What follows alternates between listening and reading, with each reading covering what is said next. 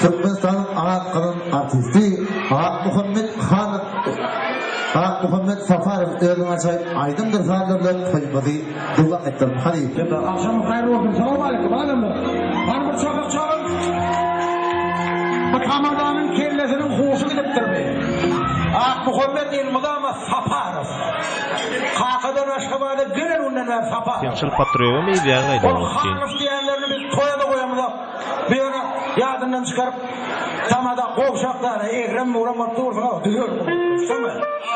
Hanif'a baksam derken yani. Yok o baksın kardeşim. Dün bir ananımda oksana. Sınıf etsin. Toyumuz devam ediyor. Yaşlar bağıtlı olsunlar. Ben bunları yanlış tamadalar falan gördüm toydu. Ben familyam yanlış yani familyadır. Yani bunları öz familyasını bilmezdim menkine yaptı çıkarıyorlar. Yaşlar bağıtlı olsunlar. Kanıgın ne karasın gelin. Bir sahip nesip bilen benim bu toyama ihbar olup geldim. Gelin ben size bir kışlarına tant eder yaralaydım aydım vereyim kıyından sılaydım. Ya bir ahır aydımlar bugün gereği yok. Yok ama Safarov aydımı hiç kaçarım bu tormaya. 1400 tane aydım var. Helmesinin dir aydı ya. Yekece de bayın taban koyarım. Hele olayım değil. Düştüm. Hele olayım değil.